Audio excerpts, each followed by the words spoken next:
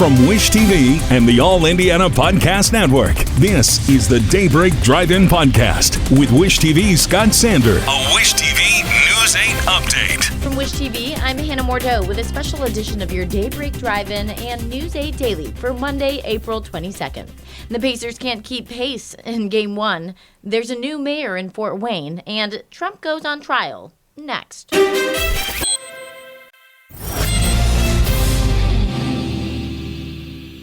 Pacers thought they may have had an opening in their first round of the playoff series. That's because the Milwaukee Bucks' top player is out with an injury. But the team found out last night there's more to the Bucks than just Giannis.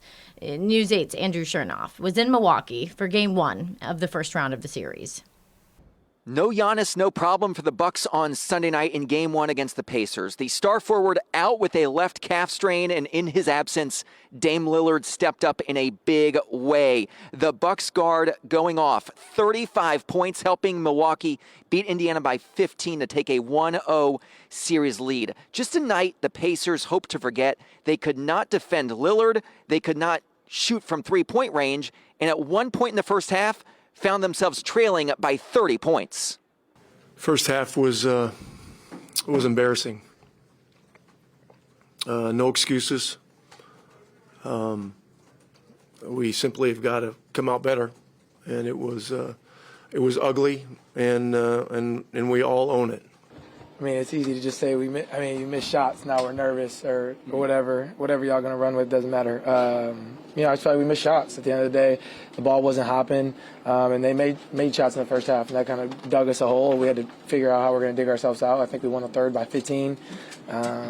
We just got to be better in the first half, and things will be better for us. But the ball's got to pop offensively, and then defensively, just got to get enough stops so we can run. It felt like we did a bad job. They controlled the pace all night, and that hasn't been the story when we played these guys. So kudos to them, but we'll be ready to go on Tuesday. When you're on the playoffs on the road, you have to come out with certain intensity, and a certain attention to detail, and that lacked a little bit in that first half. But I'm still very confident, with our group, soldiers that we have on our side.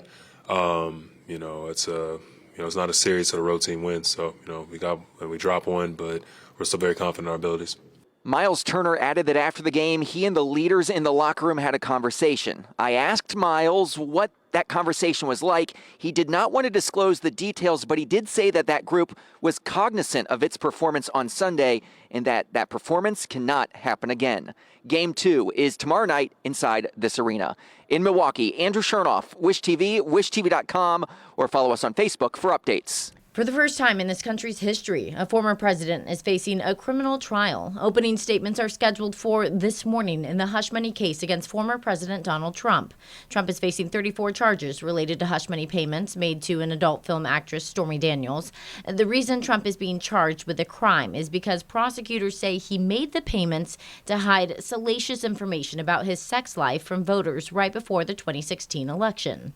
The defendant repeatedly made false statements on New York business records. Why did Donald Trump repeatedly make these false statements? The evidence will show that he did so to cover up crimes relating to the 2016 election. Trump has denied having an affair with the adult film star. This is one of 4 criminal cases he faces as he tries to campaign for the presidency. Your statewide news network covers Fort Wayne, where the city has a new mayor. Fort Wayne Councilwoman Sharon Tucker will be the city's first black mayor and only the second woman to hold office. Tucker won in a Democratic caucus to serve the rest of the term for longtime Mayor Tom Henry. Henry died last month after a battle with stomach cancer. Tucker will be up for election in 2027. Some condemn him, others commend him. House Republicans are divided over the future of House Speaker Mike Johnson. It's because he partnered with the president, Joe Biden, and Democrats to pass a bill to give military funding to Ukraine, which a majority of House Republicans oppose. Amy Kiley reports some Republicans could push to oust the speaker this week. I am so proud of the Speaker, Mike Johnson. Some Republicans are on opposite sides over House Speaker Mike Johnson. He needs to do the right thing to resign. The controversy involves a bill the Senate is expected to pass this week. It provides aid to Ukraine, Israel, and Taiwan, and bans TikTok unless the platform changes owners. The legislation is a combination of 4 bills the House passed Saturday, with Democrats helping overcome hardline Republican opponents. He's going to cause us to lose the majority at this point. He's completely demotivated our base. A handful of Republicans so strongly oppose the measure, they want to oust Johnson from his leadership role. In particular, they object to the funding for Ukraine. We're going to fight in Congress to do everything we can to stop this type of uniparty leadership. Mike Johnson's speakership is over. Johnson says he won't resign. It's unclear if Democrats would save him, but some say they would try. He did the right thing here, and he deserves to keep his job. As for the bill itself, it has a strong chance of becoming law. President Joe Biden supports it, and Senate Majority Leader Chuck Schumer says he plans to bring it to the floor tomorrow. I think there's a lot of support for the bill in the Senate. I'm Amy Kiley reporting. The NFL draft is 3 days away, and who the Colts will take is anyone's guess. Right now, the Colts' first-round pick is the 15th overall selection. In the coming days, General Manager Chris Ballard says he and head coach Shane Steichen will make a call on what player it will be. Oh, it's really good because it makes it, I mean, like when you go in there and you start looking at players together, and then when he starts looking at the board and okay, this is how I use this guy, this is how he fits, man.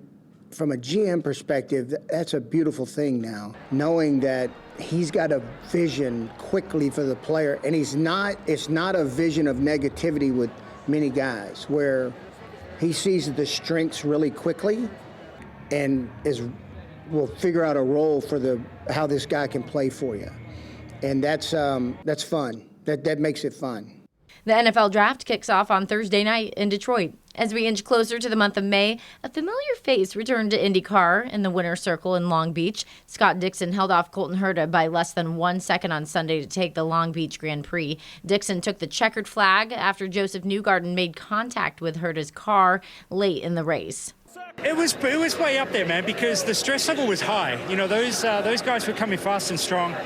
Obviously, I think we were kind of off by a lap or two of making it easy. I think other fuel races I've done have had it under control for the whole stint, but I saw Joseph coming. I was like, man, this is going to be really tough. And I don't know what happened there, but I knew Colton was going to be strong. And last 2 laps, team came on and said, just go for it. We got plenty of fuel, and away we went, man. The win was the 57th of Dixon's career. He is now only 10 away from A.J. Foyt's career record for IndyCar victories. Some members of the Tortured Poets Department are still in shock after Taylor Swift's new album. On Friday, Swift surprised fans with her 11th studio album at 2 in the morning.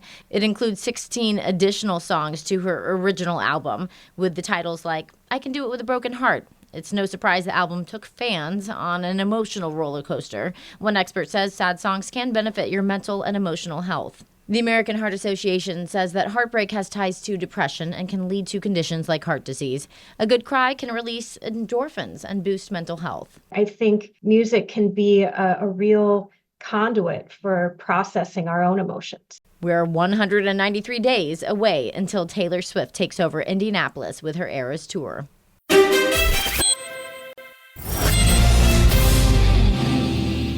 Patchy frost this morning. Sunny skies, though, around for the most of the day. The high temps going to be chilly into the low to mid 60s. This has been your Daybreak Drive-In and News 8 Daily Special Edition from Wish TV. I'm Hannah Mordeau. Watch us on wishtv.com and follow us on Facebook for updates. This is the Daybreak Drive-In Podcast with Wish TV's Scott Sander. A Wish TV News 8 update on demand. For even more, on demand and on the go. Connect with Wish TV on Facebook at wishtv.com and on the free Wish TV mobile app. Thank you for listening. And be sure to like, subscribe, and follow this podcast for updates every weekday morning on the All Indiana Podcast Network and wherever you get your podcast.